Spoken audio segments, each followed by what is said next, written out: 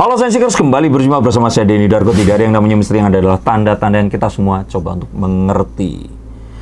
Seperti judul di atas, itu adalah hal-hal yang dituduhkan kepada saya.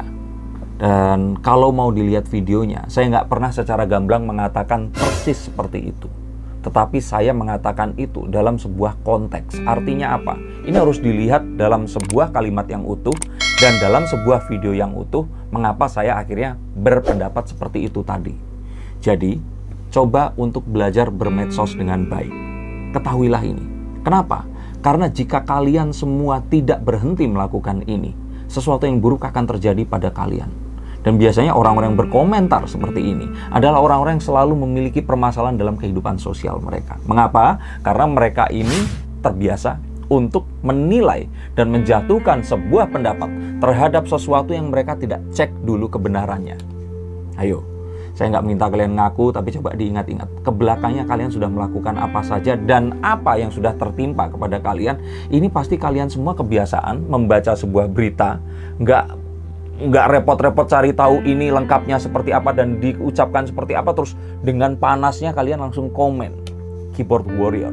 Kalian melakukan ini karena, kalau saya pikir sih karena kalian memiliki permasalahan lain di dunia nyata yang nggak berani atau nggak bisa kalian selesaikan. Dan terus kalian limpahkan atau luapkan kemarahannya itu ke sesuatu yang kalian ini tadi nggak suka di sosial media. Nah, kalau memang seperti itu, saya nggak ingin membenci kalian. Tapi telepon saya, dan yuk kita selesaikan permasalahan ini lewat kartu saya. Saya pasti akan bisa selesaikan ini. Kalaupun saya waktu itu bilang, oh ini settingan, itu karena saya bilang hal yang lain itu terjadi melengkapi itu. Dan endingnya saya bilang, oh ini ternyata memang bukan settingan. Ngerti nggak? Jadi komentar saya itu dipotong, depannya saja diambil, dinaikkan sebuah kanal berita untuk menaikkan traffic di Instagram mereka, di YouTube mereka. Dan coba dilihat baik-baik. Kalau seandainya orang ini tadi menyaksikan video ini secara utuh, mereka pasti akan mendapatkan sebuah message atau hal yang berbeda dari yang disampaikan saat itu semua tadi dipotong seperti itu. Nah, ini terjadi karena saya lihat di Instagram ini ada, salah satunya ini dari Yas Showbiz. Ini saya iklanin. Ini dia mengatakan bahwa saya ini dianggap merusak rumah tangganya Arya Saloka dan Putri Ana, yang pada kenyataannya di video saya malah melakukan ini karena saya sangat-sangat prihatin atas perlakuan oknum emak-emak yang meneror Putri Ana. Sehingga Putri Ana ini sampai harus menjawab. Akhirnya dia dengan sabarnya selama ini diam saja, akhirnya dia harus turun tangan menjawab itu. Dan saya bikin video ini adalah karena keprihatinan saya itu. Sekarang malah saya dianggap sebagai orang yang menyebabkan perpecahan di antara mereka. Oke, kalian harus menonton, tapi kalau lihat akun-akun gosip seperti ini, sebaiknya jangan cuman baca judulnya. Ada juga di sini Insta gosip ya. Nih, Insta nyinyir. Nah, hati-hati karena kalau kalian baca-baca akun-akun seperti ini, kalian pastikan untuk ngecek lagi ke sumbernya. Jangan terus karena lihat itu komen. Kalau yang mau gitu ya nggak apa-apa. Cuman saya pengen ngasih tahu ini, ada jodoh dan rumah tangganya berpotensi retak. Saya nggak pernah ngomong itu secara, ini kalau konteksnya seperti ini kan berbeda nih dengan apa yang saya coba untuk katakan. Jadi coba kalian nonton karena videonya di sini ini sudah dipotong. Kalau kalian mau ya nonton video yang ada yang sebelumnya, jadi bisa tahu letak dan duduk permasalahannya. Tapi kembali lagi yang ingin saya katakan di sini adalah 10 cara agar kita tidak terjebak melakukan hal seperti ini. Hati-hati loh, karena sekarang ini orang-orang itu berusaha untuk menilai orang lain dengan ngecek komentar di sosial media yang kalian miliki. Oke, yang pertama ingin saya tunjukkan di sini adalah, ingat bahwa ini semua itu hasil dari polarisasi atau fanatisme. Saat seseorang ini fanatis, maka orang ini hanya melihat ke satu titik saja. Kartu The Five of Cups adalah kartu yang menunjukkan bahwa orang ini karena dia itu PD-nya hilang, dia hanya melihat ke sesuatu yang negatif. Nah, demikian juga terhadap fanatisme.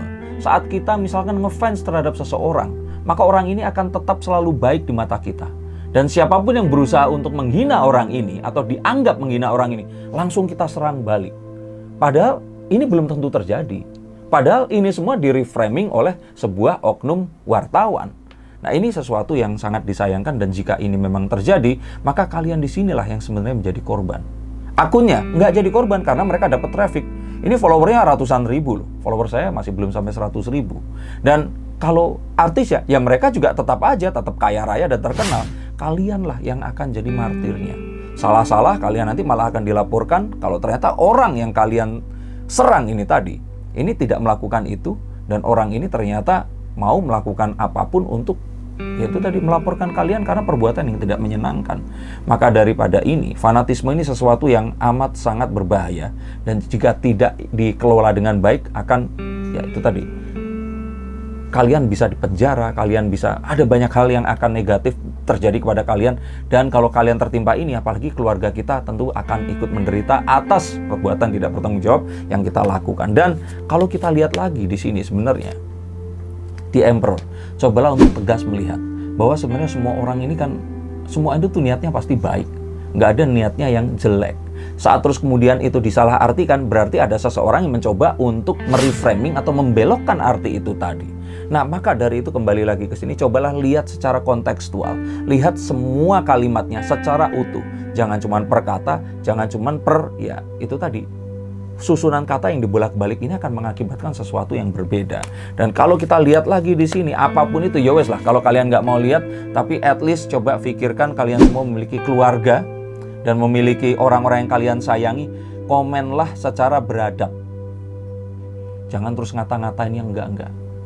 Kebayang kalau komen kalian dibaca anak kalian, dibaca sama orang tua kalian, bos kalian, teman bisnis kalian, dan mereka akan lihat the dark side of you, sisi gelap kalian semua. Hanya karena apa? Fanatisme, dan kita menganggap kalau orang yang melakukan ini tadi, ini jahat banget gitu. Dia ini berusaha untuk melakukan sesuatu yang hati-hati sekali. Karena balik lagi, korbannya itu tetap kalian, bukan mereka berdua. Dan kalau kita lihat lagi di sini lebih jauh lagi bahwa ini semua akan selalu ada di internet. Ini tidak akan pernah hilang. What happens in internet stays forever in internet. Jadi ini nggak akan mungkin bisa dihapus. Komen jahat kalian di Instagram, YouTube itu kalau mau dihapus di handphone kalian, di handphone saya, di server itu nggak hilang loh. Itu bisa dijadikan bukti. Dan hati-hati sekali jika berkomen seperti ini. Dan ingat, saat kita nanti menjadi dewasa, kita menjadi lebih pintar, bijaksana dan sebagainya, pas kita malu, kita nggak bisa ngapus. Karena ini sudah terjadi. Maka dari itu berhati-hatilah. Dan saran dari saya sekali lagi, lihat dan lihat. Katanya ini maksudnya apa? Konteksnya itu ada dalam kalimat ada apa? Dan kalimat ini dalam satu halaman di buku apa, dalam satu video di channel mana. Nah, ini harus kalian lihat dan cermati baik-baik.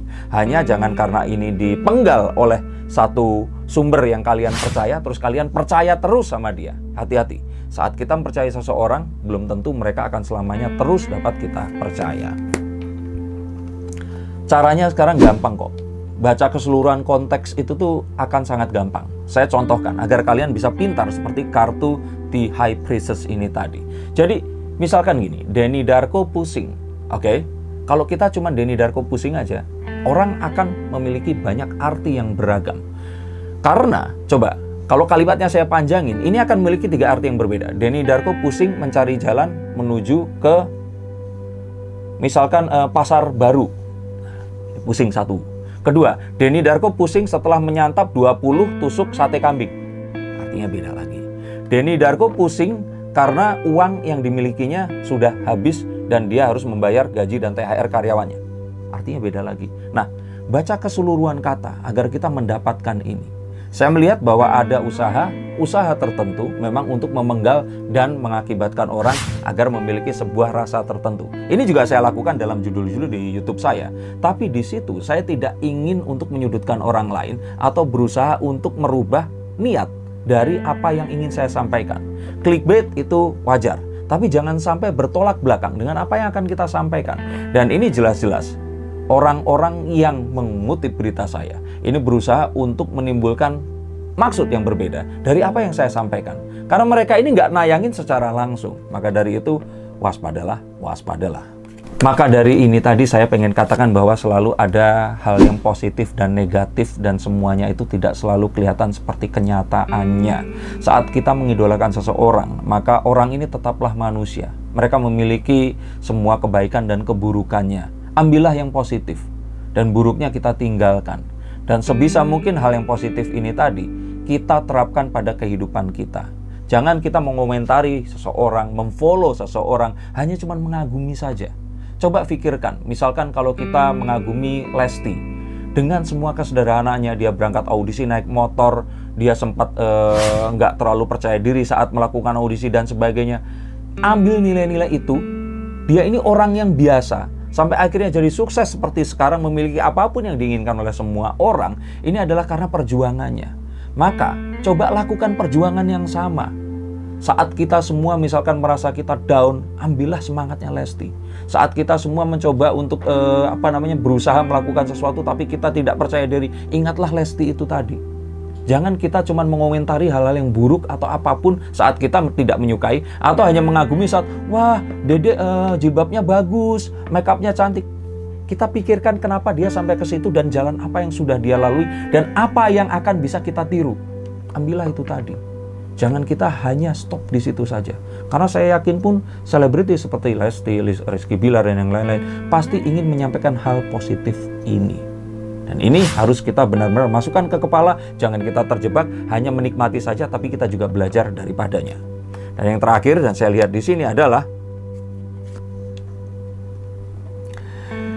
coba untuk pelajari dan lihat hal-hal yang lain selain yang kalian sukai.